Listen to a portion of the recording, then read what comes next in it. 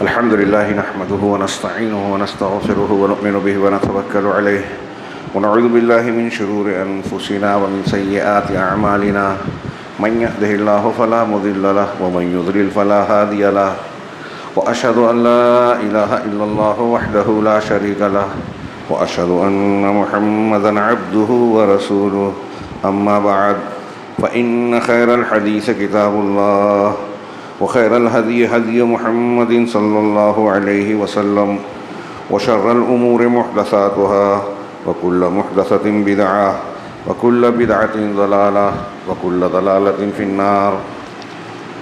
أعوذ بالله من الشيطان الرجيم. بسم الله الرحمن الرحيم. إن الله لعن الكافرين وأعد لهم سعيرا خالدين فيها أبدا لا يجدون وليا ولا نصيرا يوم تقلب وجوههم في النار يقولون يا ليتنا أطعنا الله وأطعنا الرسول وقالوا ربنا إننا أطعنا سادتنا وكبراءنا فأضلونا السبيل ربنا آتهم ضعفين من العذاب والعنهم لعنا كبيرا. محترم حاضرین، خطبہ مسنونہ کے بعد یہ سورہ احزاب کے آخر کی 2-3 آیتیں میں نے آپ حضرات کے سامنے تلاوت کی. اس میں اللہ رب العالمین نے جہنم میں جانے والے افراد کا تذکرہ کرتے ہوئے ان کے اپنے بڑوں کے تعلق سے شکایت اور پروردگار سے گزارش اور دعا کا تذکرہ کیا گیا ہے کہ یہ لوگ جہنم میں جائیں گے، وہ اپنے بڑوں کے خلاف اللہ کے سامنے مقدمہ پیش کریں گے. آیتوں کا ترجمہ ملاحظہ فرمائیں کہ اللہ رب العالمین نے کہا ان اللہ لعن الکافرین واعد لهم سعیرا. یقیناً اللہ تبارک و تعالیٰ نے کافروں پر لعنت فرمائی ہے اور ان کے لیے بھڑکتی آگ تیار کر رکھی ہے. سعیر، تیز بھڑکتی ہوئی آگ. ظاہر سی بات ہے کہ جو بھی ایسی شدید آگ میں ڈالا جائے گا وہ ہر طرف سے، ہر اعتبار سے جھلسے گا، چیخے گا، چلائے گا.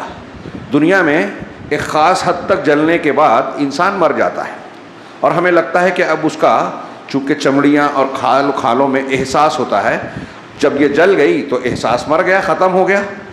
لیکن جہنم میں ایسا نہیں ہوگا. اللہ رب العالمین نے قرآن کے متعدد مقامات پر ارشاد فرمایا کہ جب بھی جہنم میں آگ کچھ ہلکی پڑے گی اللہ اور بڑھا دے گا اور بار بار ان کے عذاب میں اضافہ ہوگا. فذوقوا فلن نزیدکم الا عذابا. بعض اہل علم نے کہا کہ قرآن میں اس آیت سے زیادہ شدید کوئی آیت نہیں ہے کہ اللہ جہنمیوں سے کہے گا کہ اس عذاب کا مزہ چکھو، ہم عذاب کے علاوہ کسی اور چیز میں تمہارے لیے اضافہ نہیں کریں گے.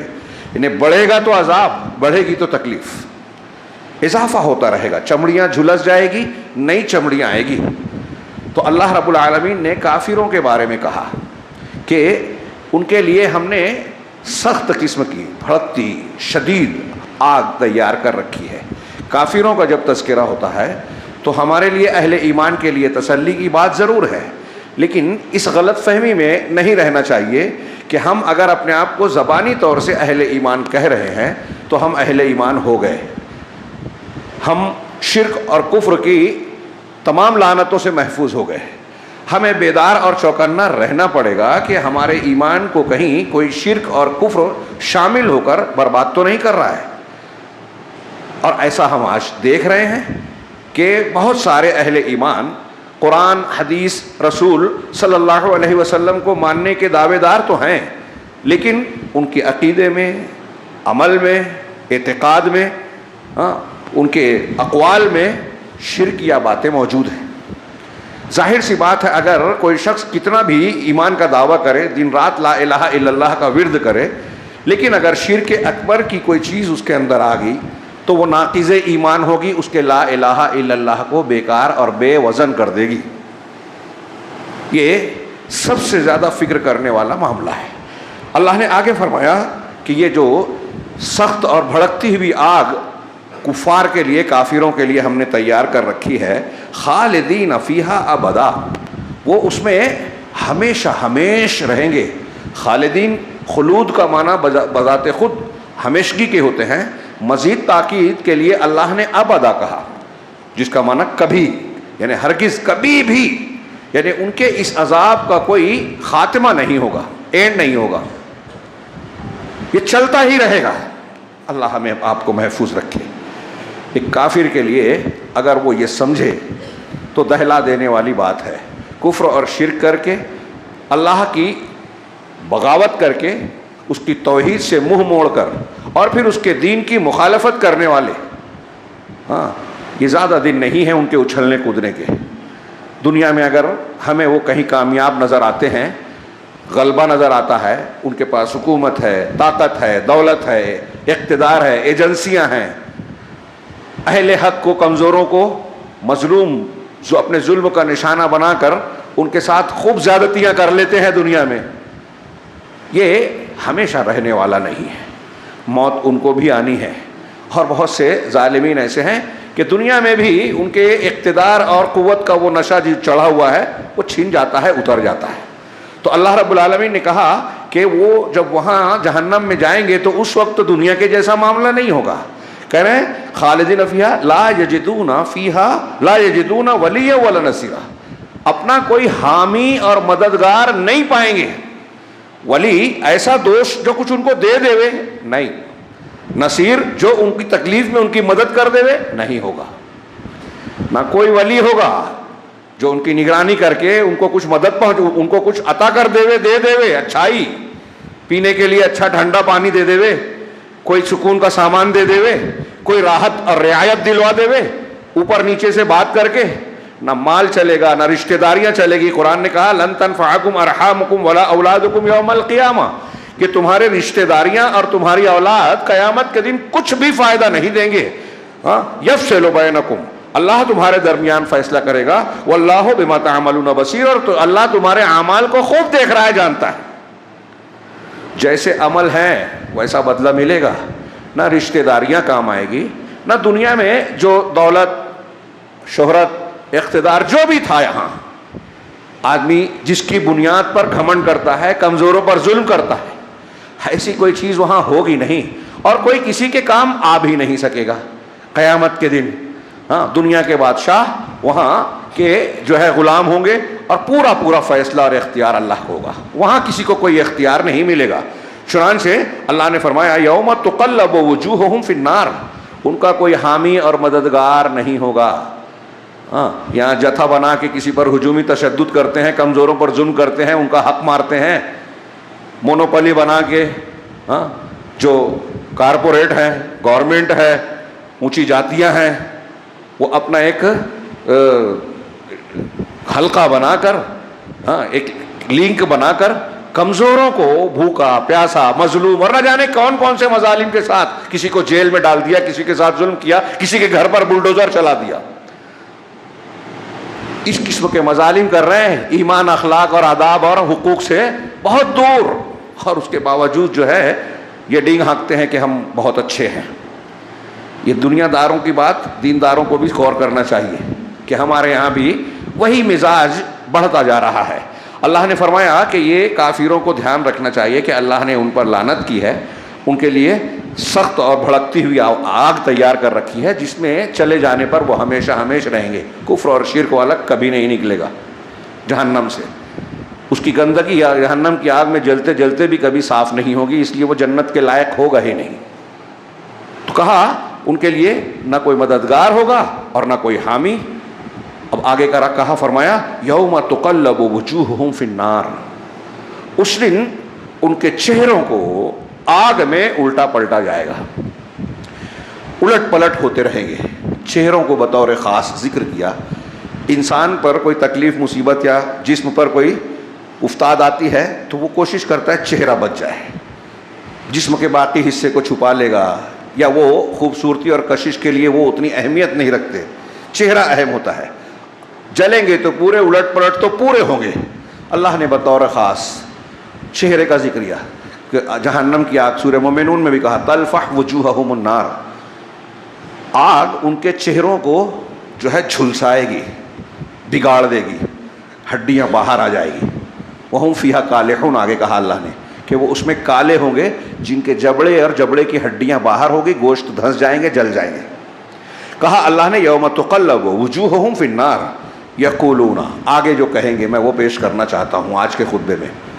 یقولون، کہیں گے یا لیتنا اطعنا اللہ و اطعنا الرسول، ہائے افسوس، کاش کہ ہم نے اللہ کی اطاعت کی ہوتی اور الرسول کی اطاعت کی ہوتی، قرآن حدیث کو مانا ہوتا. وہاں یہی افسوس کریں گے. یہاں بحث اور جھگڑے کرتے ہیں لوگ، کافر بھی نہیں ایمان لاتے ہیں اور بہت سارے مسلمان ایمان لا کر بھی مانتے نہیں ہیں. اللہ کی بات نہیں مانتے، رسول کی بات نہیں مانتے.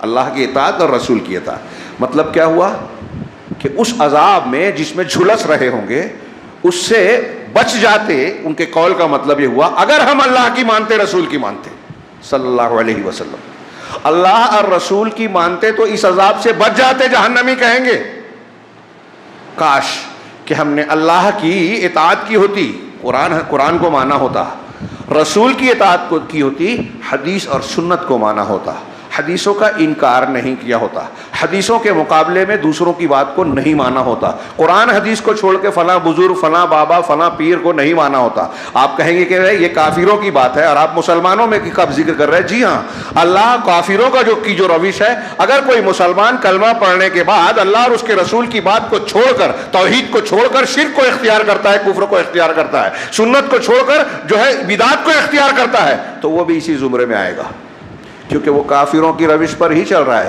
ایمان والا ہوتا تو اللہ کی بات مانتا، رسول کی بات پر چوں چرا نہیں کرتا جیسے صحابہ کرام تھے. لیکن ہمارے ہاں تو بہت سارے لوگوں کے پاس عذر ہے، حدیث ہے، جانتے ہیں، مانتے نہیں ہیں. نہیں ٹھیک ہے وہ حدیث ہے لیکن ہمارے امام کا قول تو یہ ہے نا. ہاں قرآن حدیث ہے لیکن ہم تھوڑی سمجھتے ہیں ہمارے پیر صاحب کے ہاتھ پر ہم نے بیعت کر لی ہے، لہٰذا وہ جو کہیں گے ہم وہی کریں گے، یہ حلال تو حلال، یہ حرام تو حرام، ان کی بات مانیں گے. انہوں نے جو ذکر دیا، جو وظیفہ بتایا، جو عبادت بتائی، جو نسخہ بتایا، وہی عمل کریں گے. قرآن حدیث سے ہم کو کوئی لینا دینا نہیں ہے. تو آپ نے اللہ اور رسول کی مانی کیا؟ اللہ اور رسول کے ماننے سے مسلمان، ابھی کافروں کی بات ہے، میں ان مسلمانوں کو جوڑ رہا ہوں، ان سے کافر نہیں کہہ رہا ہوں. کوئی کفر کرتا ہے، کوئی کفر سے کم درجے کا عملی کفر کرتا ہے، لیکن جو اللہ اور اس کے رسول کی مخالفت کرتا ہے وہ ایمان والا تو نہیں ہے، یا تو ناقص ایمان ہے یا ایمان سے باہر ہو جاتا ہے. اب ہمارے مسلمانوں کے بیچ میں دیکھیے کیسے کیسے مسلمان ہیں جو اپنے آپ کو مسلمان کہتے ہیں. یہ ابھی کچھ دنوں سے چل رہا ہے کہ روافظ کو لوگ ہمارے ہاں یہ اخوانی تحریکی مسلمانوں میں شمار کرنے لگے ہیں. وہ اس طرح، ماضی میں یہ معاملہ اس طرح نہیں تھا. مسلمانوں میں عام طور سے اہل سنت ان کو اپنے پاس پھٹکنے نہیں دیتے تھے. شیعوں کو مسلمانوں میں اثر ڈالنے کے لیے چھپ کر آنا پڑتا تھا، تقیہ کرنا پڑتا تھا، اپنے آپ کو شیعہ بتا کر نہیں آتے تھے. سنیوں کے بیچ میں رہے، پڑھیے کتابیں، ایسے ایسے روافظ تھے کہ مرنے کے بعد ان کی تحریر سے پتہ چلا کہ ہم شیعہ تھے، ہمارے مرنے کے بعد جو تجہیز و تکفین کا معاملہ ہوگا وہ شیعہ طریقے سے ہوگا کرنا. سنی برگر سنیوں کے بیچ میں جیتے تھے. علامہ ابن تیمیہ کی منہاج السنہ پڑھیے، ابن عربی کی العواصم من القواسم، کہ دین کو، ایمان کو توڑ دینے والی چیزوں سے بچانے والی چیزیں، یہ کتاب پڑھیے پرانے علماء کی. جو لوگ قرآن کو محرف مانتے ہیں، جو لوگ ابو بکر صدیق، عمر فاروق، عثمان غنی، حضرت عائشہ، حضرت ام المومنین، حضرت حفصہ رضی اللہ عنہم، ان تمام صحابہ اور صحابیات کو، امہات المومنین کو گالیاں دیتے ہیں، برات کے اظہار کرنے کو اپنے ایمان اور دین کا حصہ مانتے ہیں، وہ ہمیں اور آپ کو مسلمان مانیں گے؟ اور یہی نہیں، اللہ کے بارے میں ان کے یہاں بدا ہے، تقدیر کا کھلا انکار ہے، تقدیر کو نہیں مانتے. پوری اسلامی تاریخ میں آج ہمارے یہاں اخوانی تحریکی جو توحید والوں پر اعتراض کرتے ہیں، سعودی عرب کی کوئی صحیح یا غلط کوئی خبر مل جائے تو ہنگامہ مچا دیتے ہیں، وہ روافظ کی تائید کرتے ہیں، قبر پرستوں کی تائید کرتے ہیں، اخلاقی برائیوں پر چیخ پکار کرتے ہیں اگر وہ اہل توحید کی جانب سے ہو رہی ہے.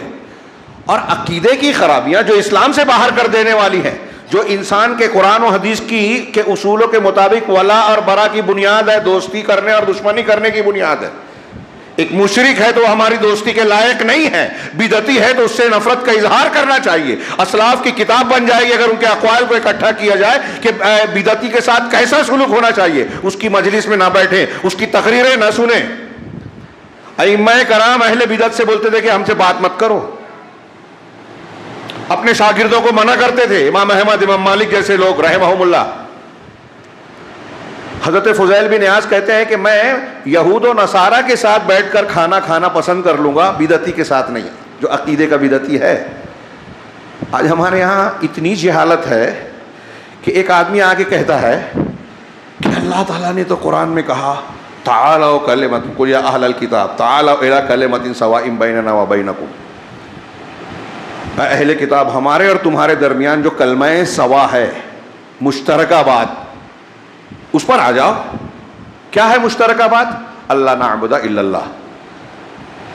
آیت صحیح پڑھی میں نے کہ اللہ کے سوا کسی کی عبادت نہیں کریں گے اور اس کے ساتھ کسی کو شریک نہیں کریں گے. عبادت صرف اللہ کی کریں گے اور شرک نہیں کریں گے. تو اب یہ ہمارے ہاں جاہل علامہ آج کل جو پائے جاتے ہیں، ڈاکٹر اسرار، ڈاکٹر ذاکر نائک اور ایسے لوگ، یہ کہتے ہیں کہ دیکھیے اللہ تعالیٰ نے تو کلمہ سوا کی بات کی ہے. اب آپ یہاں رافضیوں، اللہ کی صفات کا انکار کرنے والوں، قبر پوجنے والے، تعزیہ پوجنے والے اور ایسے لوگوں کے اجتہاد کی بات کیوں نہیں کرتے؟ ان کے اور ہمارے درمیان کلمہ سوا ہے نا. قرآن حدیث کو وہ بھی مانتے ہیں، ہم بھی مانتے ہیں. کہاں مانتے ہیں؟ وہ سمجھے ہی نہیں ہے، انہوں نے کلمہ سوا بھی نہیں سمجھا. اگر یہاں جو لوگ ان سے بہت متاثر ہیں یا اس نقطے کو نقطہ سمجھتے ہیں، موٹی سی بات سمجھتے ہیں. اللہ تک رسول کہہ رہے ہیں یہود و نصارہ سے، اللہ کہہ رہا ہے کہ آپ ان سے کہیے کہ ہمارے اور آپ کے درمیان کلمہ سوا بھی بتا دیا میں نے ابھی پڑھا. کیا ہے؟ توحید ہے. اللہ کے سوا کسی کی عبادت نہیں. اب ایک عیسائی اگر کلمہ سوا پہ آئے مسلمان کے ساتھ تو اس کا مطلب کیا ہے؟ اس کو اپنا یہ عقیدہ چھوڑنا پڑے گا کہ وہ حضرت مسیح علیہ الصلوۃ والسلام کو الہ یا تین میں کا تیسرا مانتا ہے، تثلیث کا جو قائل ہے، کفارہ مسیح کا قائل ہے. کیونکہ اگر تثلیث کو مانے گا، حضرت عیسیٰ کی الوہیت کا عقیدہ رکھے گا کہ وہ بھی الہ ہیں، نعوذ باللہ اللہ کے بیٹے ہیں، اگر یہ مانے گا ابنیت، تو وہ کلمہ سوا پہ آیا ہی نہیں. تو عیسائیوں سے مصالحت کس بنیاد پہ ہوگی؟ توحید پر. اب آپ ایک رافضی سے جو کفر کر رہا ہے، جو شرک پہ ہے، ایک صوفی سے جو قبر پرستی کر رہا ہے، وحدت الوجود کا عقیدہ رکھ رہا ہے، اس سے کس کلمہ سوا پر ملیں گے؟ فضائل میں کلمہ سوا ہے. کلمہ سوا کی بنیاد کیا ہے؟ عجیب و غریب تشریح ہے. ابھی رات میں درس میں بات آئی، اللہ نے کہا وَاعْتَصِمُوا بِحَبْلِ اللَّهِ جَمِيعًا، سب مل کر اللہ کی رسی کو پکڑ لو، وَلَا تَفَرَّقُوا، اور فرقہ فرقہ نہ بنو. اب اس آیت کے بارے میں، اس آیت کو لے کر ہر مکتب فکر کے لوگ اور خاص طور سے اقامت دین والے دعوے دار خوب چیخ پکار کرتے ہیں کہ دیکھو اللہ کہہ رہا ہے فرقہ فرقہ نہ بنو، سب مل جاؤ. اب یہ جو ہے اہل حدیث یہ بحث چھیڑتے ہیں کہ ارے یہ شرک کر رہا ہے، یہ بدعت کر رہا ہے، اس کی کیا ضرورت ہے؟ اختلاف اور انتشار پھیلتا ہے. شرک کو شرک کہنے سے اختلاف انتشار پھیلتا ہے؟ اگر شرک ہے، میں کیا بولوں، میری سمجھ میں نہیں آ رہا ہے، وقت اتنا کم ہے کہ ہر پہلو آ نہیں پاتا. یہ اتنی بڑی جہالت کی بات ہے، گمراہی کی بات ہے کہ اگر آپ کے پاس شرک ہے تو دین کہاں ہے؟ آپ پڑھیے علماء کو، قرآن حدیث کو، کہ شرک اکبر اگر کسی نے کیا تو اس کا لا الہ الا اللہ ٹوٹ گیا، وہ اسلام سے باہر ہو گیا، اس کی کوئی نیکی قبول نہیں ہے، مر گیا تو کبھی جہنم سے نہیں نکلے گا. اس کے ساتھ اتحاد کیے کریں. کسی رسول کی یہ تعلیم ہے؟ بغیر توحید کے دین ہے کیا؟ توحید نہیں ہے تو دین نہیں ہے. اور اگر شرک ہے اور اس کو آپ قائم کر رہے ہیں تو اقامت دین ہے ہی نہیں. حکومت مل جائے تو کیا؟ اللہ کے رسول صلی اللہ علیہ وسلم پر نجاشی بادشاہ نے ایمان لے آیا تھا، اللہ کے رسول نے یہ نہیں کہا چلو حکومت مل گئی چل کے بیٹھ جاتے ہیں اقتدار پہ، کہ ڈائریکٹ حکومت بغیر تربیت کے ممکن ہی نہیں ہے. توحید کو بتائے بغیر ہو ہی نہیں سکتی. اس کو اقامت دین نہیں بولیں گے حکومت بن جائے بغیر توحید کے. تو قرآن کا جو کیا معنی ہے اللہ کی رسی کو مل کر مضبوط، رات کے درس میں میں نے تھوڑی سی تفصیل بیان کی کہ اگر ایک شخص جو ہے شرک کر رہا ہے تعزیے کو پوج رہا ہے, قبر کو پوج رہا ہے, صاحب قبر اولیاء اور بزرگوں کو پکار رہا ہے, یا شیخ عبد القادر المدد, شیخ عبد القادر جیلانی اور بزرگوں کے بارے میں یہ عقیدہ رکھتا ہے کہ وہ مردوں کو زندہ کر سکتے ہیں, نعوذ باللہ, اللہ کی طرح, وہ بارش برسا سکتے ہیں, وہ اولاد دے سکتے ہیں یا دلا سکتے ہیں. اللہ نے لوح محفوظ میں تقدیر میں آپ کے اولاد نہیں لکھی, لیکن اگر بابا دلائے تو دے دے گی, دینے پہ مجبور ہو جائے گا اللہ. جو ایسا عقیدہ رکھتا ہے وہ شرک کر رہا ہے, اس کے ساتھ اتحاد نہیں ہوگا. پہلے اس کو تعلیم دی جائے گی توحید کی. میں نے کہا اگر ایک آدمی شرک کر رہا ہے, بدعت کر رہا ہے, تو اس نے اللہ کی رسی کو پکڑا ہی نہیں ہے. آپ کہہ رہے ہیں وَاعْتَصِمُوا بِحَبْلِ اللَّهِ جَمِيعًا وَلَا تَفَرَّقُوا, میں اگلا جملہ کہہ رہا ہوں فرقہ نہ بنو, اور کہہ رہا اللہ کی رسی کو پکڑو کہ مت پکڑو. جب آپ شرک کر رہے ہیں تو آپ نے اللہ کی رسی کو نہیں پکڑا. رسول اللہ صلی اللہ علیہ وسلم کی حدیثوں کے مقابلے میں آپ پیر صاحب کی بات کو مانتے ہیں, انہوں نے جو حلال کہا حلال, جو حرام کہا حرام مانتے ہیں, تو آپ شرک کر رہے ہیں. ہمارے جماعت اسلامی اور اخوانی لوگ یہ کہتے ہیں کہ اگر آپ غیر اللہ کا قانون مانے حکومت کا بنایا ہوا تو آپ کافر ہو جائیں گے. اسی بنیاد پہ مولانا مودودی صاحب نے کہا ووٹ دینا کفر ہے. لیکن اگر ایک صوفی یہ مانتا ہے کہ ہمارے پیر صاحب نے جو کہہ دیا, جو حلال تو حلال مانیں گے, جو حرام تو حرام مانیں گے, اس کو شرک نہیں کہتے, اس کا رد نہیں کرتے, جبکہ کر سکتے ہیں. یہاں بولتے ہیں کہ اختلاف ہوگا, تو آپ کی توحید ہی ادھوری ہے, سمجھا ہی نہیں ہے آپ نے. حکومت میں جہاں ہم بدل نہیں سکتے ان قوانین کے نفاذ کو آپ شرک کر رہے ہو, اور عام صفوں میں, مسجدوں میں, گھروں میں, خانقاہوں میں لوگ بزرگوں, اولیاء, صالحین کو اللہ کا درجہ دے کے, اللہ کا حق دے کے شرک کر رہے ہیں آپ خاموش ہیں, اور کہتے ہیں ان سے اتحاد کرو. یہ آج کے دور کی انتہائی عظیم الشان مصیبت ہے, بہت بڑی مصیبت ہے, کہ جو دین نہیں سمجھتا وہ دین کا فیصل بنتا ہے, اہل توحید کو مجرم قرار دیتا ہے, اور لوگ ان کے پیچھے چلنے لگتے ہیں. گمراہ کرنے والے اماموں کے پیچھے مسلمانوں کی بہت بڑی تعداد چل رہی ہے عالم اسلام میں, بہت بڑی, ہمارے شہر سے لے کے عالمی سطح تک, جن کو الائمۃ المضلین کہنا چاہیے. آگے میں اسی پر گفتگو کرنا چاہتا ہوں آج. تو جہنمی کہیں گے, ابھی بات باقی ہے, وہ جہنمی کہیں گے کہ یا لیتنا اطعنا اللہ و اطعنا الرسول, اے کاش کہ میں اللہ کی اطاعت کیا ہوتا, رسول کی ہے, اس مسلک اور اس مسلک کے چکر میں نہیں پڑتا, سلف کے منہج پہ چلا ہوتا, اہل حدیث کا طریقہ اختیار کیا ہوتا. اہل حدیث اور سلف کی نسبت قرآن اور حدیث کی طرف, صحابہ کے طریقے کی طرف نسبت ہے, اور وہ یہی ہے. کسی کی سمجھ میں نہ آئے تو یہ افسوس کی بات ہے, اس کی محرومی ہے کہ اللہ رب العالمین اس کو توفیق نہیں دے رہا ہے. دعا کرنی چاہیے کہ اللہ ہمیں توفیق خیر دے, صحیح سمجھ دے. تو اللہ نے کہا کہ جہنمی یہ کہے گا جہنم میں, یا لیتنا اطعنا اللہ و اطعنا الرسول, آگے وہ کہے گا وقالو, یہاں سے پڑھیے, غور کیجیے, وقالو ربنا انا اطعنا سادتنا وکبراءنا فاضلونا السبیل ربنا آتہم ضعفین من العذاب ولعنہم لعنا کبیرا. جہنمی جہنم میں یہ دعا کرے گا, اللہ سے گزارش کرے گا, کیا کہ پروردگار, وہ کہیں گے کہ پروردگار ہم نے اپنے سادتنا, سرداروں کی مانی, وکبراءنا, اپنے بڑوں کی مانی. سید کہتے ہیں سادات, اپنے سادات کی مانی, سرداروں کی, اور اپنے کبرا کی. فاضلونا السبیل, انہوں نے ہمیں راستے سے ہٹا دیا, بھٹکا دیا. یہ مضمون جو میں یہاں یہ جو آیتیں پڑھ رہا ہوں یہ سورہ احزاب کی آیتیں ہیں. یہ مضمون صرف یہاں نہیں ہے, کئی جگہ ہے.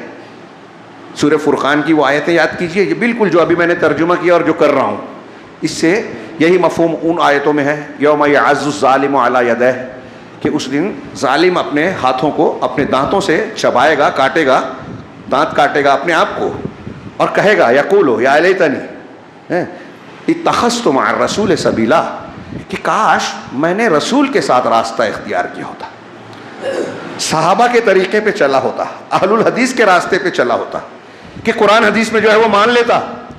کاش رسول کو دوست بنایا تھا. یا لیتنی لم اتخذ فلانا خلیلا, یا ویلتا لیتنی لم اتخذ فلانا, ہائے کاش, افسوس کہ میں نے فلاں کو اپنا خلیل نہ بنایا ہوتا, رسول کا ساتھ پکڑا ہوتا.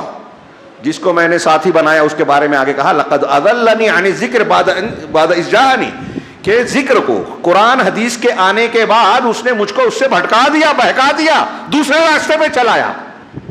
یہ قرآن ہے، سورہ فرقان میں اللہ رب العالمین میدان محشر میں کہے گا، یہ جہنم میں کہے گا کاش کہ میں نے اللہ اور رسول کی بات مانی ہوتی، اور کہے گا کہ پروردگار ہم نے اپنے سرداروں اور اپنے کبرا کی جو پیروی کی ان کی بات مانی، فَأَضَلُّونَ السَّبِيلَ، انہوں نے السبیل سے ہم کو گمراہ کر۔ کون سی سبیل؟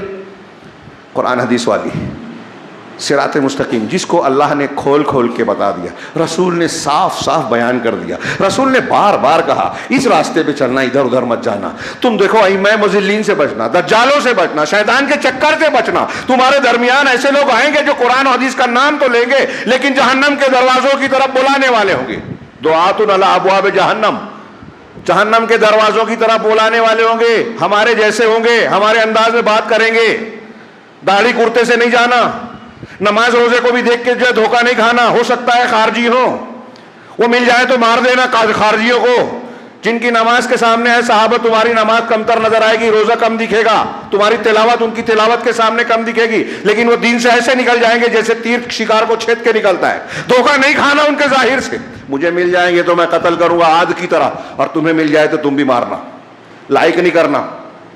لیکن آج ہمارے یہاں لوگ لائک کر رہے ہیں، اصول معلوم ہی نہیں ہے، وہ اسلام پسند ہے، وہ تنظیم بہت اچھی ہے، وہ ڈاکٹر صاحب وہ فلاں بہت اچھا درس دیتے ہیں، وہ وحدت الوجود بیان کر رہے ہیں، وہ شیعہ سنی کو ایک کھانے میں رکھ رہے ہیں، یہ نہیں جانتے۔ یہ ایک بنیاد کافی ہے کسی کی گمراہی کے واضح ہونے کے لیے، اور جب آپ کے سامنے گمراہی واضح ہو گئی کہ یہ عقیدے میں بھٹکا ہوا انسان ہے، اب وہ کتنی بھی اچھی تقریر کرتا ہو، کتنا بھی اچھا درس دیتا ہو، اگر وہ گمراہ ہے تو اور خطرناک ہے بہت اچھی تقریر کر رہا ہے تو، کیونکہ آپ اچھی تقریر کی وجہ سے لوگوں کو سنائیں گے، اس کے فارورڈ کریں گے، لوگ اس کی اچھی تقریر کی وجہ سے اس کی غلط بات کو مانیں گے۔ اچھی بات کہنے والا سچی بھی ہو ضروری نہیں ہے، دنیا میں کوئی قوم اور کوئی مذہب کے ماننے والے ایسے نہیں ہیں جہاں اچھے مقرر نہ ہوں، جہاں دانش مند لوگ نہ ہوں، چالاک اور عقل مند لوگ نہ ہوں، لیکن یہ معیار نہیں ہے۔ یہ دیکھیے میدان محشر میں یہ جو کہیں گے، جہنم میں جو کہیں گے، میدان محشر میں بھی اور جہنم میں بھی، کہ ہم نے اپنے بڑوں کی اور اپنے سرداروں کے، تو جن کے بڑے ہیں الگ الگ کافروں کے، کیا سب بے وقوف ہیں؟ تقریر کرنا ان کو نہیں آتی؟ سوچئے تھوڑی دیر کے لیے، میں سمجھانا کیا چاہتا ہوں کہ ہمارے یہاں لوگ دین کو لائٹلی لیتے ہیں۔ ہم لوگ دیکھیں گے، آپ جس گھر میں پیدا ہو گئے، جن علماء کی تقریریں سنتے ہیں انہی پر اعتماد کر کے بیٹھے ہیں۔ ہاں، اب یہاں سادتنا اور کبراءنا کا لفظ ہے، ہمارے سردار اور ہمارے بڑے، انہوں نے ہمیں راہ حق سے بھٹکا دیا، جو خود توحید پر نہیں ہیں، جو قرآن حدیث کو نہیں سمجھتے، جو سنت اور رسول کے حقوق کو نہیں جانتے، ان کے پیچھے ہم لگ گئے۔ اب جب ان کا مسلک ہی غلط ہے تو آپ کو اسی مسلک پہ چلائیں گے نا جو ان کا ہے۔ تھوڑی سوچئے تھوڑی دیر کے لیے، یہ مسلک مت دیکھیے، یہ فلاں مسلک کے تو میں یہ کہہ رہا ہوں، یہ دیکھیے کہ یہ اللہ کہہ رہا ہے، یہ قرآن میں ہے کہ اللہ تعالیٰ جہنمیوں کی حکایت نقل کر رہا ہے کہ یہ کہیں گے۔ اب ایک آدمی کہے گا تو کیا مطلب ہے اس کا؟ دنیا میں کون لوگ ہیں جن کے پیچھے یہ کافر چل رہے ہیں؟ کیا وہ بے وقوف ہیں؟ ان کو بے وقوف دکھائی دیتے ہیں بظاہر؟ ہیں تو، لیکن وہ نہیں سمجھ رہا ہے، وہ سمجھ رہا ہے کہ ہمارے بڑے ہیں، اتنی ڈگری ہے، اتنے لوگ مانتے ہیں، ڈنکا بجتا ہے، روز ٹی وی پہ آتے ہیں، اتنے لوگ پیر صاحب مانتے ہیں۔ اب اس میں ایک آدمی ہے پیر، کسی سلسلے کا چشتی، قادری، نقش، اب وہ وحدت الوجود حلول کا عقیدہ رکھتا ہے، وہ یہ عقیدہ رکھتا ہے کہ قرآن حدیث کو کھرچ کے نکال دیں، قرآن میں شرک ہے، فرعون بہت بڑا توحید والا تھا، یہ ان کے عقیدے کتابوں میں صوفیوں کے لکھا ہوا ہے، ابلیس اور فرعون توحید پہ تھے، وہ نبیوں کی برائی کرتے ہیں اور ان کی تعریف کرتے ہیں فرعون اور ابلیس کی۔ ابن فارس، تلمسانی، ابن عربی، ہمارے یہاں دیوبندی، بریلوی اور بہت سارے صوفی لوگ جو ہے ابن عربی کو شیخ اکبر کہتے ہیں، اس کی کتاب شرکیات سے بھری پڑی ہے۔ امام ذہبی کا قول ہے کہ اگر ابن عربی کی کتاب میں شرک نہیں ہے، کفر نہیں ہے، تو دنیا میں شرک اور کفر ہے ہی نہیں، ایسا کہنا پڑے گا۔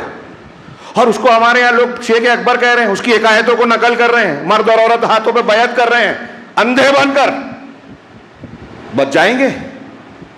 بچ جائیں گے یہ بول کے ہم تو ان کو بڑا مان لیے تھے، انہوں نے ہم کو گمراہ کر دیا، یہ جہنم میں رہ کے بولیں گے؟ نہیں بچیں گے۔ اگر آپ نے کسی ایسے کے پیچھے چلنا طے کر لیا جو خود گمراہ ہے، ہاں، سوچنے کے لیے تیار نہیں ہے، کسی کی سننے کے لیے تیار نہیں ہے، لوگ کہہ رہے ہیں کہ دیکھیے آپ کس کے پیچھے چل رہے ہیں۔ علامہ ابن سیرین کا قول ہے، ان ھذا الاسناد دین، یہ سند جو ہے نا، جو آپ کے پاس قرآن حدیث پہنچائی جا رہی ہے، یہ دین ہے۔ فانظروا عمن تأخذون دینکم، تو دیکھو تم کس سے دین لے رہے ہو۔ اب آپ بولیں گے میں تو جاہل ہوں، تو جاہل ہے تو اس کو کیوں مان رہے ہو جو خود گمراہ ہے؟ تھوڑی دیر کے لیے یہ تقلید کرنے والے، کسی کے پیچھے چلنے والوں کو جب آپ سمجھائیں کہ آپ کیوں تقلید کر، کیا کہتا ہے وہ؟ ارے میں تھوڑی قرآن حدیث سمجھ سکتا، چلیے مان لیا نہیں سمجھ سکتے، تو پھر کیا سمجھ رہے ہیں آپ؟ فلاں بزرگ۔ تو آپ کو جب قرآن حدیث نہیں معلوم، سمجھ بھی نہیں سکتے، آپ اتنے بے وقوف ہیں، ننھے منھے ہیں، عقل ہے ہی نہیں، آپ خود کہہ رہے ہو کہ میں اتنا بے وقوف ہوں کہ صحیح غلط نہیں سمجھ سکتا، تو آپ کو یہ کیسے پتہ چلا کہ یہ مولانا پیر بننے کے لائق ہے، اس مولانا کی ہر بات ماننی چاہیے اور اس مولانا کی نہیں ماننی چاہیے، ایران کی تعریف کرنا چاہیے، سعودی عرب کی برائی کرنی چاہیے؟ کس نے بتایا؟ جب آپ خود جاہل ہو، اپنے آپ کو کہتے ہو کہ میں بے وقوف ہوں، آپ کہتے ہیں کہ میں تقلید اس لیے کرتا ہوں کہ قرآن حدیث نہیں سمجھتا، اور جب کوئی رد کرتا ہے تو آپ قرآن حدیث کی دلیلوں سے ثابت کرتے ہیں کہ تقلید کرنا چاہیے، یعنی جاہل رہنا چاہیے، اس کی دلیل دیتے ہیں، اس میں آپ عالم ہیں، اپنے مسلک کو ثابت کرنے کے لیے جو غلط ہے عالم بن جاتے ہیں۔ کتنا تضاد ہے، کون سی بات کو مانا جائے؟ تو کیا یہ صحیح ہے؟ تھوڑی دیر کے لیے اس سوال پر غور کیجئے گا گھر جانے کے بعد بھی، کہ ہم اور آپ جو کہتے ہیں کہ ہم کو نہیں سمجھتا، تو چلیے ٹھیک ہے مان لیا نہیں سمجھتا، تو آپ جس کے پیچھے چل رہے ہیں، جس کو اپنا بڑا مان رہے ہیں، وہ بڑا ہونے کے لائق ہے یہ آپ کو کیسے پتا؟ میرا سوال یہ ہے، اس کی تقلید کرنی چاہیے یہ آپ کو کیسے سمجھا؟ آپ تو جاہل ہیں، تو کیسے معلوم؟ اور اگر یہ معلوم کرنے کا ذریعہ آپ کے پاس ہے تو یہ معلوم کرنے کا ذریعہ کیوں نہیں ہے کہ کوئی عالم، صحیح عالم کون سا ہے، قرآن حدیث والا، تقوی والا کون ہے، صحیح دین کو بتانے والا کون ہے، کس بنیاد پہ پرکھیں کہ یہ صحیح اور یہ غلط ہے؟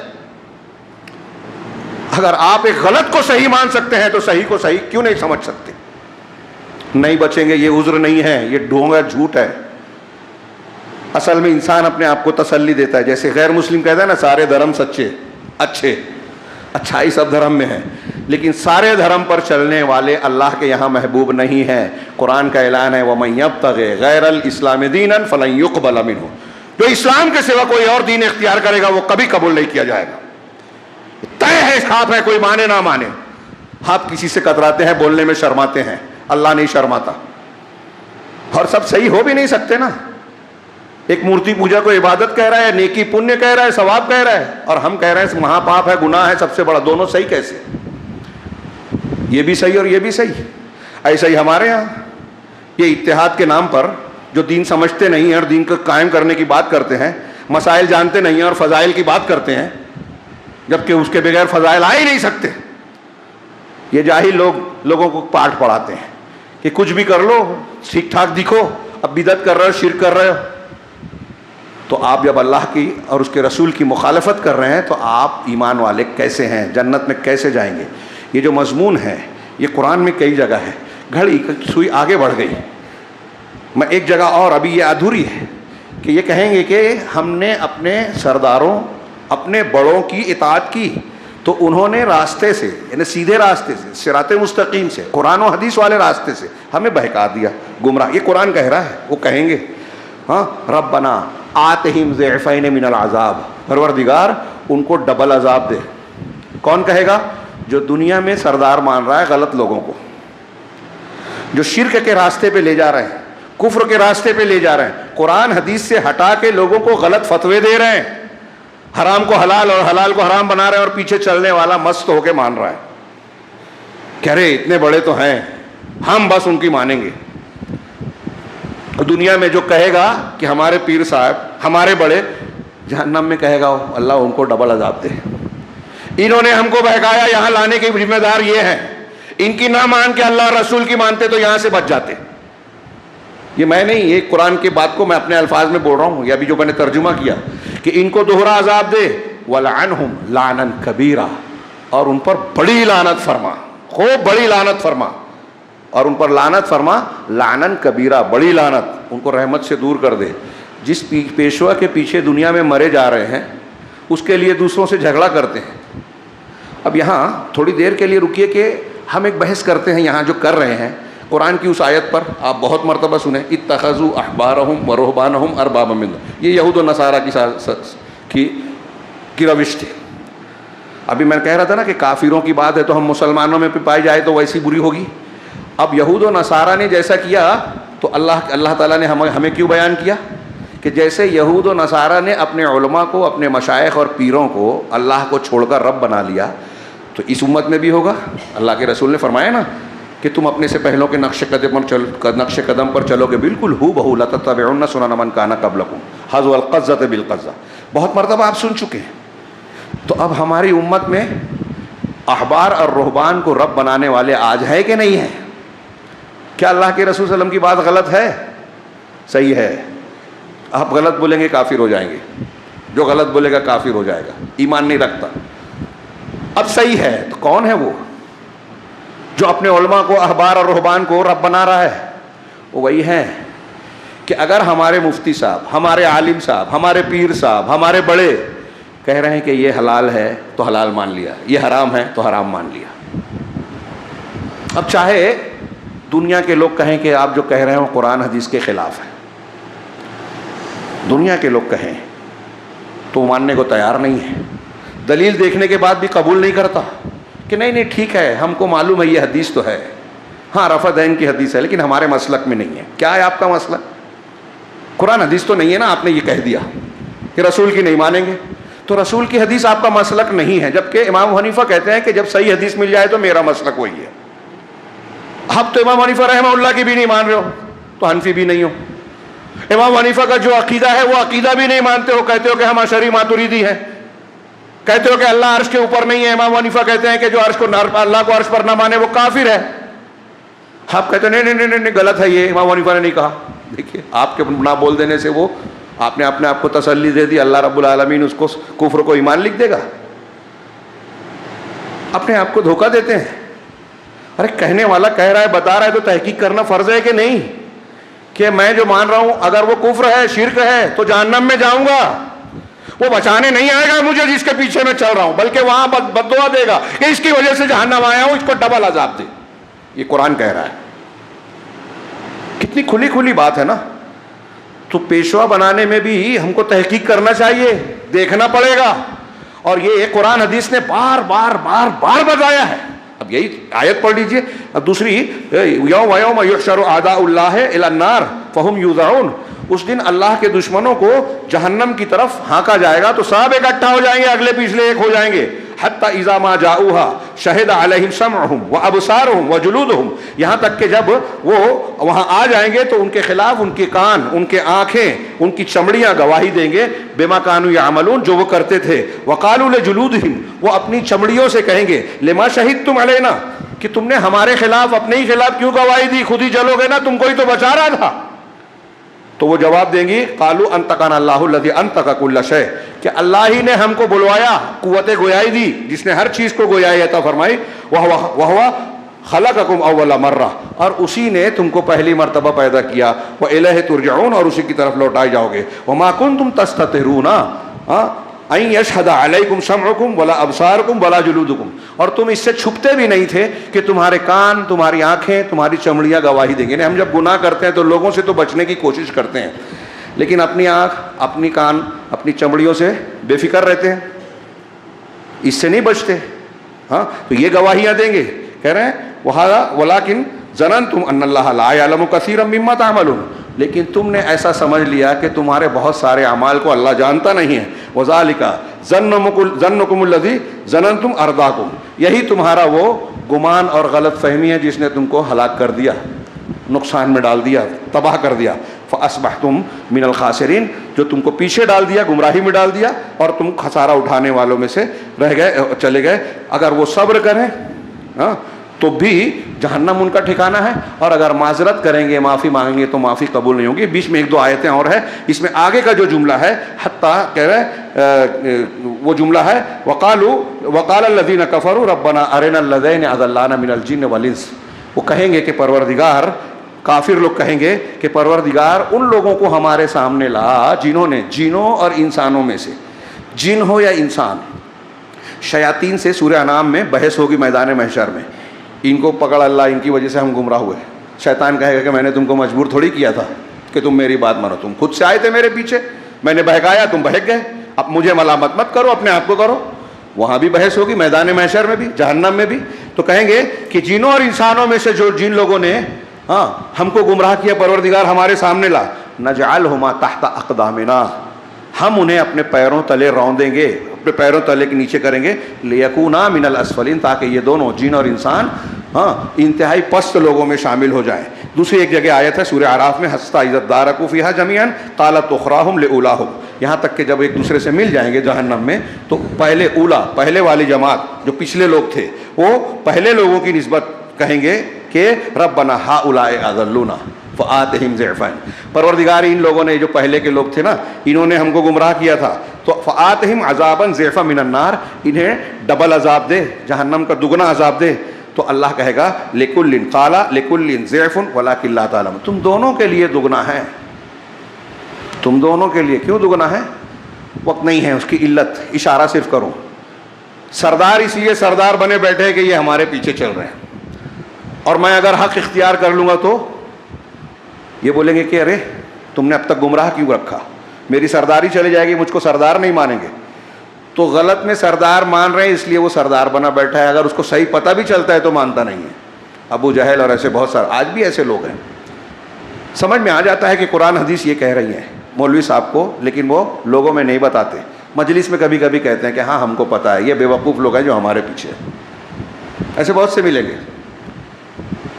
تو وہ سردار بنے ہیں اور گمراہ کر رہے ہیں، تو ان کو خود کی گمراہی کے ساتھ ساتھ دوسروں کی گمراہی کا سبب ہے، اس لیے ڈبل۔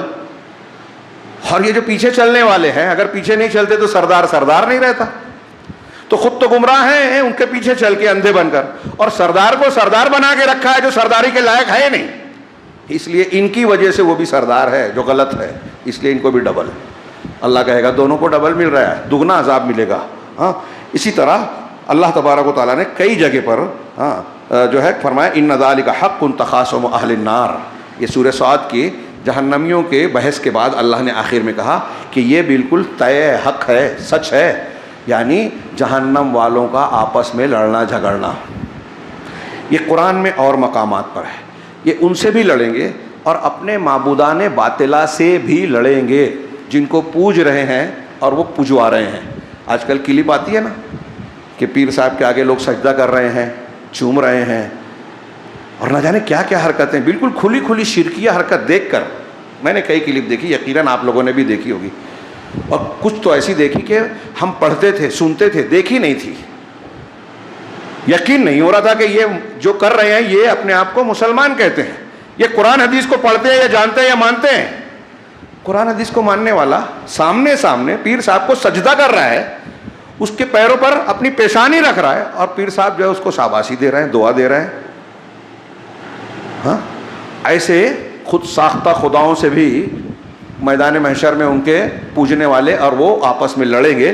اس کا تذکرہ سورہ شعراء کی آیت نمبر 98، اس کے آگے پیچھے کی آیتیں پڑھیے، میں پوری نہیں پیش کر سکتا۔ اس میں وہ کہیں گے تاللہ ان کننا لفی ضلال مبین، اپنے معبودان باطلہ سے کہیں گے کہ اللہ کی قسم ہم لوگ ضلال مبین میں تھے، کھلی گمراہی میں، اذ نسویکم برب العالمین، جب ہم تم کو رب العالمین کے برابر کرتے تھے، تم رب تو نہیں ہو، یعنی ربوبیت میں شرک نہیں کرتے تھے، عبادت میں اطاعت میں کرتے تھے، یعنی جو رب کی ماننی چاہیے تھی وہاں ہم نے تمہاری مانی، ان کے سامنے جھکنا تھا آپ کے سامنے، تو جو سجدہ کر رہے ہیں وہ بھی، اور جو اللہ کے حلال حرام کو نہ مان کر بزرگوں کے، اماموں کے، فلاں اور فلاں کے حلال حرام مانتے ہیں فتوے قرآن حدیث کے خلاف، وہ بھی اس میں شامل ہیں۔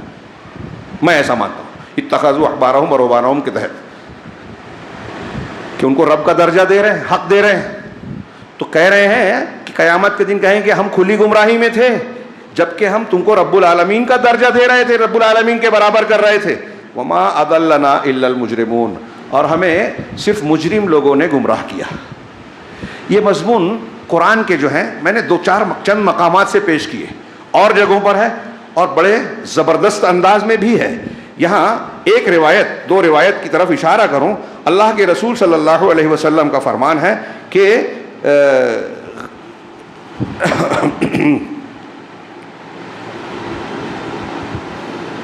اللہ کے رسول صلی اللہ علیہ وسلم کا فرمان ہے کہ دجال کے علاوہ غیر الدجال اخوف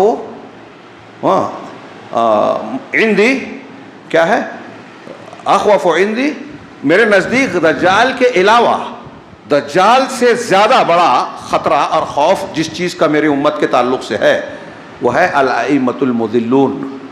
ہاں, یہ حدیث کے الفاظ میں شاید غلطی کر رہا ہوں میں تھوڑی.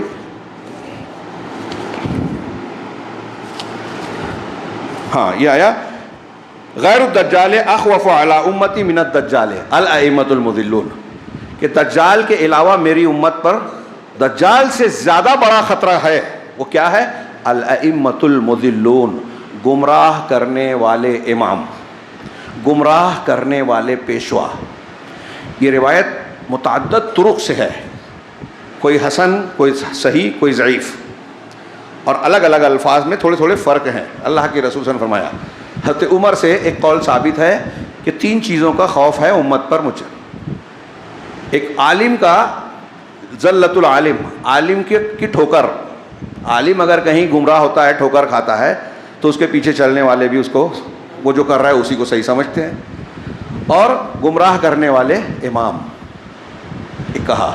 اور منافق کا قرآن کے ذریعے سے جدال کرنا. غور سے سنیے, یہ ایک منافق ہے, قرآن حدیث کو ٹھیک سے مانتا نہیں ہے, صحیح سمجھتا نہیں ہے, عقیدہ اس کا صحیح نہیں ہے, لیکن قرآن کی آیتیں پیش کر کے آپ کو مسلمانوں سے لڑتا ہے, جدال کرتا ہے. آج اہل الحدیث کے مقابلے میں جتنے گمراہ اور بدعتی فرقے ہیں, شیعہ رافضی ہوں, اشعری ماتریدی ہوں, صوفی ہوں, وہ قرآن کو پیش کر کے الٹا سیدھا معنی بیان کر کے اپنے باطل کو ثابت کرتے ہیں, اور پبلک میں لوگوں کو یہ تاثر دیتے ہیں کہ یہ قرآن کے خلاف ہے. کہا یہ بہت بڑا خطرہ ہے. قرآن کا شعوری مطالعہ, اس کی ترغیب دیتے ہیں, سمجھ کر پڑھو. تو سمجھ کر کیسے پڑھو؟ جیسے ہمارے امام نے سمجھا, ہمارے بزرگ نے جو تفہیم لکھی, تدبر لکھی, فلاں لکھی, کنز الایمان لکھی, تو انہوں نے جو حاشیے میں سمجھا ہے وہ سمجھو قرآن کے نام پہ.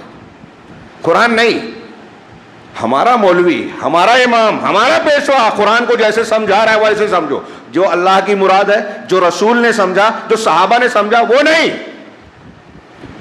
میں جو آج یہ خطبہ دے رہا ہوں, وقت کافی زیادہ ہو گیا ہے, مجھے بہت افسوس ہوتا ہے, لیکن مجھے یہ احساس ہو رہا ہے کہ اس چیز کو جتنا زبردست انداز میں واضح ہونا چاہیے, سمجھانا چاہیے, کلیئر کرنا چاہیے, امت کو اس کی جتنی ضرورت ہے علماء اتنا واضح نہیں کرتے ہیں. میں خود بھی نہیں کر پا رہا ہوں, ایسا لگ رہا ہے. میں کوئی بہت بڑا نہیں ہوں, اور بہت سے علماء بیان بھی کرتے ہیں, لیکن لوگ اس کو ہلکے میں لیتے ہیں. سوچئے کہ ایک آدمی جب اپنے دین کا معاملہ کسی انسان پر منحصر کر دیتا ہے کہ وہ جو کہے گا میں اسے مانوں گا, کسی پر اندھا اعتماد کر لیا, بیعت کر لی اس پر. صوفی لوگ بیعت کر کے یہ کہتے ہیں کہ قرآن حدیث دماغ سے نکال دو, اب جو پیر صاحب اور سلسلے کے لوگ کہیں گے وہی ماننا ہے. کیا یہ معمولی بات سمجھ رہے ہیں؟ آپ نے اپنے زندگی کی پوری ڈور, اپنا ایمان کسی اور کے حوالے کر دیا.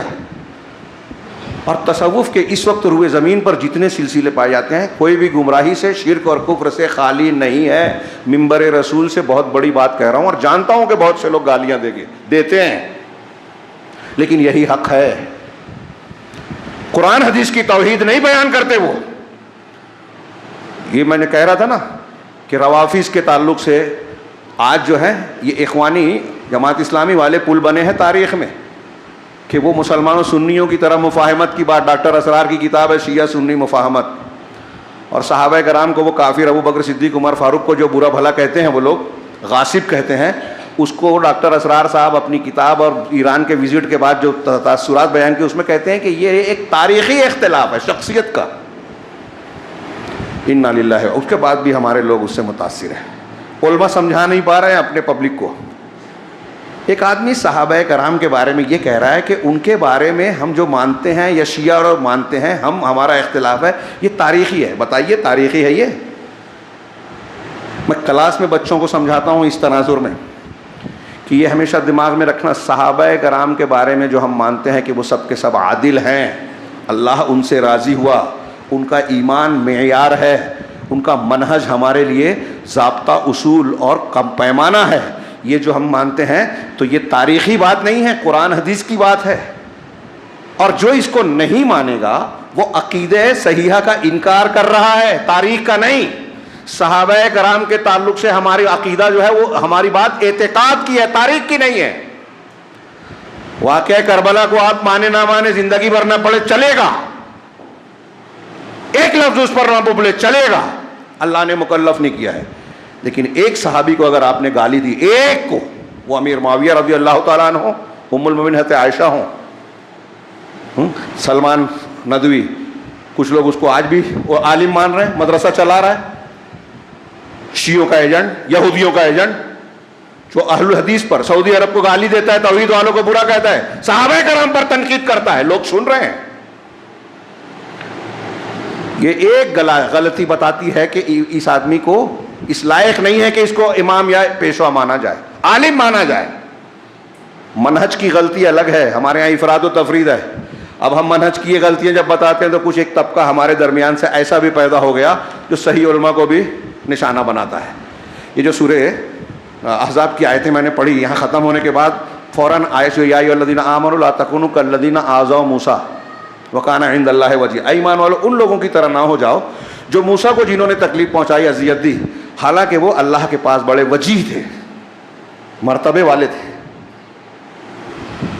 تو ایک یہ گمراہی ہے کہ جو امام اور پیشوا ہونے کے لائق نہیں ہے اس کے پیچھے چل رہے ہیں گمراہوں کے، اور جو سچا پیغمبر ہے اس کے پیچھے نہیں چل رہے ہیں، اس کو برا بھلا بول رہے ہیں. ایسے ہی ہمارے یہاں آج کل کچھ جاہل پیدا ہو گئے ہیں، جرح و تعدیل کے نام پہ اب جوہلا علماء کا فیصلہ کرنے لگے. ہماری جماعت کے لوگوں میں اختلاف، منہج جن کا صحیح ہے، کوئی غلطی ہوئی فوراً ارے یہ تو فلاں غیر منہجی کے ساتھ فوٹو میں آ گیا ہے، اب یہ منہج سے باہر. یہ بھی جہالت ہے. جرح و تعدیل کے بھی اصول ہوتے ہیں، جرح کرنے والا غلطی کرتا ہے. ان کا موقع نہیں رہا، بہت کسی موقع پر اس پر خصوصی بات کریں گے انشاءاللہ، لیکن خطبہ جمعہ میں نہیں، دروس میں، جس میں لوگوں کی دلچسپی نہیں ہے لیکن جن کو دلچسپی ہے ان تک تو پہنچے گی انشاءاللہ. تو بہرحال یہ میں عرض کر رہا تھا کہ یہ دیکھنا بہت ضروری ہے.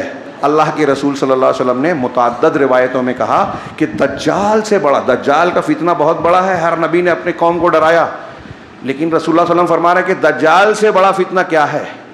گمراہ کرنے والے امام.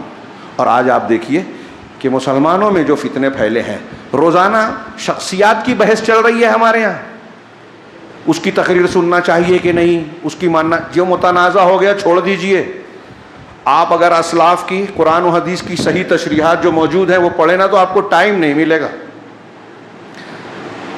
ہمارے ایک شاگرد بتا رہے تھے، سعودی عرب کے بڑے عالم تھے، اس کو کسی نے لا کے ایک نئی کتاب تحفے میں کہا کہ جو قدیم ہمارے علماء ہیں، زبردست کتابیں اہل علم والے تھے وہ، اور بھرپور کتابیں لکھی، ان کی کتابیں پڑھنے سے ابھی ہم کو فراغت نہیں ملی ہے تو ہم نئی کتابیں کہاں سے پڑھیں گے.